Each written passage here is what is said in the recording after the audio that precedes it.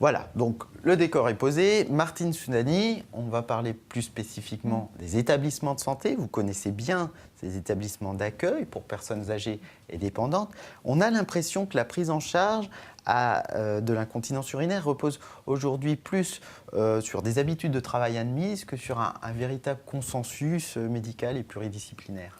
Alors, bon, c'est vrai qu'en général, on voit un peu l'incontinence comme une fatalité. Mais néanmoins, on peut travailler en pluridisciplinarité dans les établissements.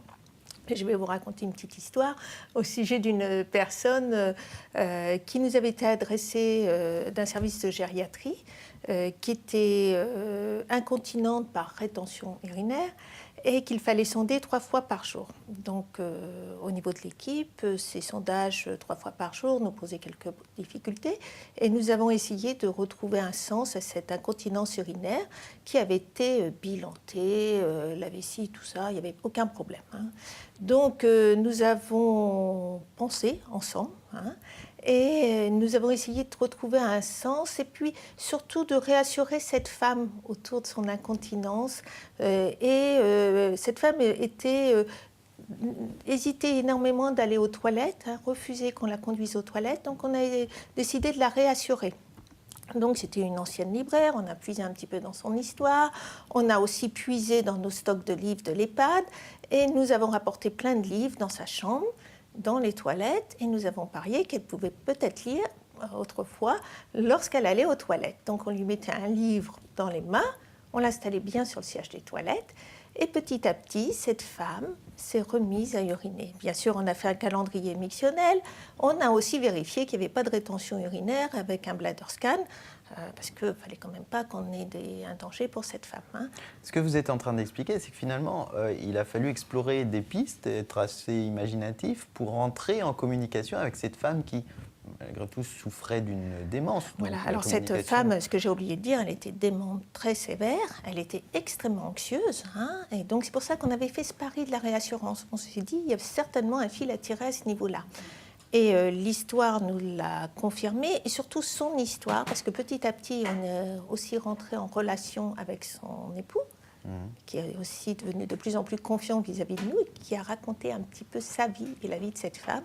Et cette femme avait été victime d'inceste pendant des années, donc on savait pourquoi elle ne voulait pas uriner, qu'elle était contractée.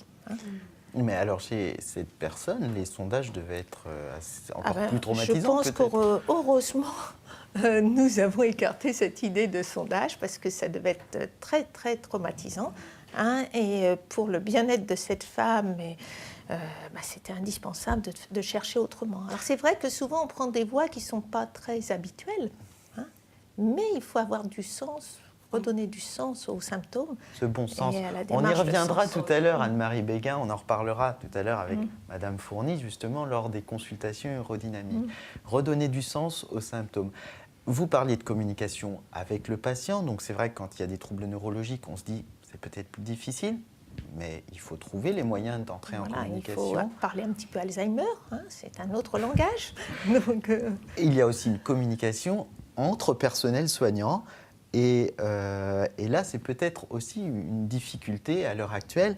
D'abord, comment les soignants accueillent ce discours ? Il faut qu'on mette en place une prise en charge plus individualisée. Alors, au départ, c'est un petit peu un discours inhabituel, donc on a peut-être du mal à avoir une adhésion totale. Mais après, quand on installe les choses, c'est-à-dire que lorsqu'on organise des réunions pluridisciplinaires où chacun a un moment de parole, qu'on explique les symptômes, qu'on explique la physiopathologie, très vite, on mobilise tout le monde dans cette réflexion multiple. Chacun porte un morceau du puzzle dans la réflexion. Et donc, ça nous permet tout de suite d'avoir une démarche de soins qui a du sens, de voir autrement la gériatrie, puisque la gériatrie, ce sont beaucoup de pertes. Et là, on va retrouver des capacités, une certaine autonomie. Donc, c'est très, très valorisant pour le soignant. Ça évite beaucoup d'épuisement soignant, de burn-out. Et petit à petit, on arrive même à convaincre le directeur à nous donner un peu plus de temps soignant pour organiser ces réunions, parce que ça diminue le burn-out et puis tous les frais qui sont liés au travail intérimaire. Donc voilà. Vous avez d'ailleurs mis en place un travail, une petite enquête auprès de soignants pour bien montrer comment chaque activité se chevauchait, des aides-soignants jusqu'aux médecins. Oui, oui, on a travaillé ensemble sur une démarche de soins autour de l'incontinence et chacun a trouvé sa place, que ce soit l'aide-soignante dans l'identification de l'incontinence, l'infirmière après dans quel type d'incontinence il s'agit et ensuite le médecin autour du diagnostic. Et après, ensemble, tous trouvent une démarche de soins et des objectifs. On peut aussi évoquer peut-être le matériel qui peut être utilisé. On a parlé, quand on a préparé ce podcast, d'un matériel qui permet d'aller plus facilement aux toilettes. Parlez-nous voilà, de ce, alors je pense siège. que pour aller aux toilettes, je repense à cette femme, c'est très important d'être bien installé, qu'il ne soit pas anxieux, qu'il n'ait pas peur de tomber. Donc il faut des chaises qu'on appelle multifonctions, qu'on puisse glisser ces chaises au-dessus du siège du toilette afin qu'ils soient vraiment bien installés. Donc ça, c'est un point.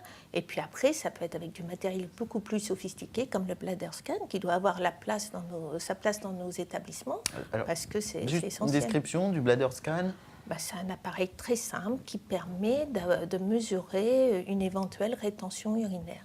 Et comme l'incontinence est intimement liée à la notion de rétention urinaire, quand Marie vous en parlera beaucoup plus, c'est un outil qui devient indispensable dans nos établissements.